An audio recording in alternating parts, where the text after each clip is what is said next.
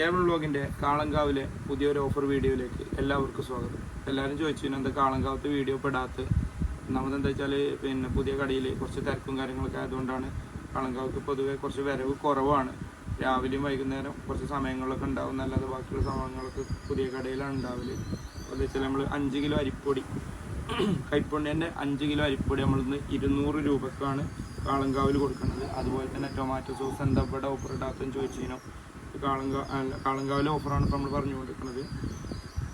1 ലിറ്ററിൻ്റെ tomato sauce നമ്മൾ കാളങ്കാവിൽ നിന്ന് കൊടുക്കുന്നത് 49 രൂപക്കും. അതുപോലെ തന്നെ ഓയിൽ 1 ലിറ്റർ 90 രൂപക്കും. അതുപോലെ തന്നെ ചിക്കൻ മസാല, മീറ്റ് മസാലയുണ്ട്.